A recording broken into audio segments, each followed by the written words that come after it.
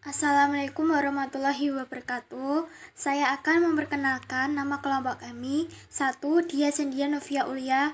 2. Putri Dewi Budiati. 3. Adi Ajeng Ayu Nafidatur Rizka Ulfiah. Dasar-dasar biologis perilaku. Terdapat 3 dasar biologis perilaku, yaitu yang pertama, perilaku dari otak manusia. Otak yang dimiliki manusia ialah salah satu sebab timbulnya dasar-dasar biologis perilaku, di mana setiap orang tentu melakukan segala hal dengan dikontrol oleh otak.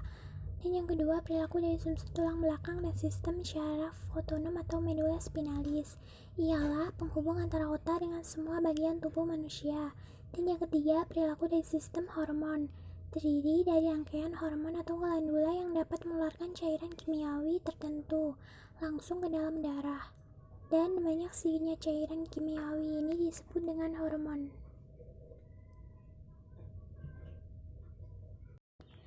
Pengaruh interaksi gen, evolusi, dan lingkungan terhadap perilaku. Interaksi gen, evolusi, dan lingkungan sangat berpengaruh sekali terhadap perilaku seseorang, yang disebutkan dengan 3 cara berinteraksi pada setiap individu, yaitu secara pasif, evokatif, dan aktif. Interaksi pasif terjadi ketika orang tua yang secara genetik terkait dengan anak member suatu lingkungan pengasuh bagi anak. Interaksi evokatif terjadi karena genetik seorang anak memperoleh tipe lingkungan fisik dan sosial tertentu.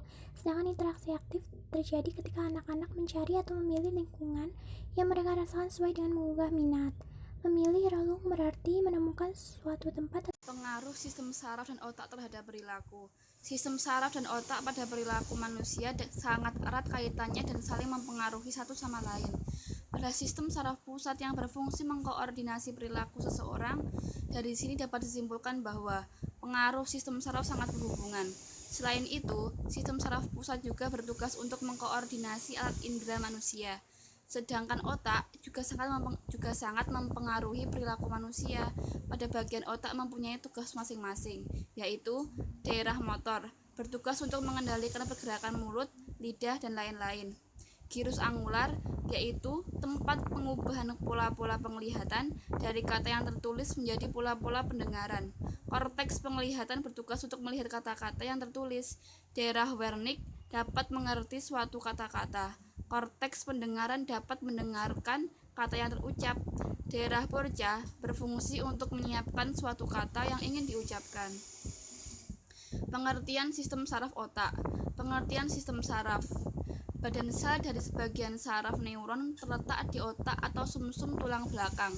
Akson yang memanjang pada beberapa neuron menyalurkan informasi, baik yang masuk dari organ indera maupun yang keluar menuju ke otot. Beberapa dari akson-akson ini ada yang mempunyai panjang lebih dari 1 meter dan terkait di dalam berkas yang disebut saraf. Berkas saraf ini meninggalkan otak atau sumsum tulang belakang melalui lubang di tenggorokan, disebut sebagai saraf otak. Sedangkan berkas saraf yang lain terletak di antara vertebrata atau tulang belakang dan disebut saraf spinal. Hampir semua berkas saraf memiliki neuron motor dan neuron sensor. Otak dan sumsum tulang belakang terdiri dari hampir semua badan sel saraf, dan karenanya keduanya secara bersama-sama dinamakan sistem saraf pusat. Sedangkan jaringan yang terletak di luar otak dan sumsum tulang belakang disebut sistem saraf periferi. Sistem saraf terbagi menjadi 2, yaitu sistem saraf pusat yang terdiri dari sel-sel saraf di otak dan sumsum tulang belakang, serta sistem saraf tepi atau perifer yang terdapat pada semua organ dalam tubuh. Sistem saraf pusat berfungsi mengkoordinasi perilaku. Perilaku yang kompleks dikoordinasi oleh otak yang sederhana, oleh sumsum tulang belakang. Sistem saraf tepi tidak memiliki fungsi koordinasi. Tugas utamanya adalah menyalurkan rangsang-rangsang yang diterima baik dari dalam maupun dari luar tubuh ke sistem saraf pusat tepi disebut eferen. Pengertian otak. Otak terdapat dalam tubuh manusia yang memiliki kurang lebih 10 miliar sel saraf atau kurang lebih 90% dari seluruh sel saraf yang ada pada tubuh kita. Lapisan teratas pada otak kita mempunyai ketebalan kurang lebih setengah inci. Merupakan kumpulan berjuta-juta saraf yang disebut korteks. Inilah pusat pengelolaan segala hal yang kita pikirkan, rasakan, dan lakukan. Bila otak kita dilihat dari atas, maka akan nampak dua bagian yang simetris. Kedua belahan yang nampaknya mirip benar disebut hemisfer cerebrum kiri dan kanan. Kesimpulannya, berdasarkan penjelasan di atas, bisa kita simpulkan beberapa hal, yaitu dasar biologis perilaku ada 3 yang menyangkut otak manusia, sumsum tulang belakang, dan hormon. Pengaruh interaksi gen, evolusi, dan lingkungan terhadap perilaku. Setiap manusia pasti mengalami perkembangan.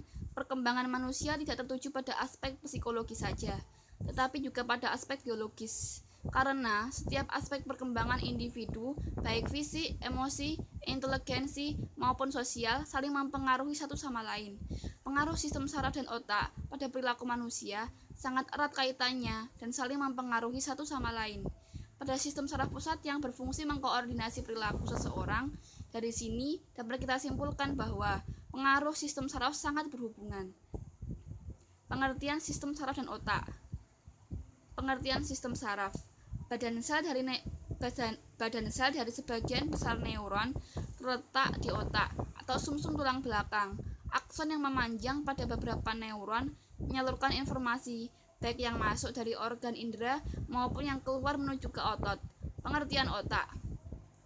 Otak terdapat dalam tubuh manusia yang memiliki kurang lebih 10 miliar sel saraf atau kurang lebih 90% dari seluruh sel saraf yang ada pada tubuh kita.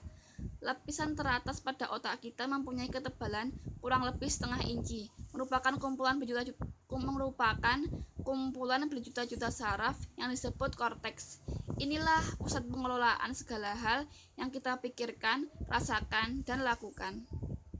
Sekian, terima kasih dari kelompok kami. Wassalamualaikum warahmatullahi wabarakatuh.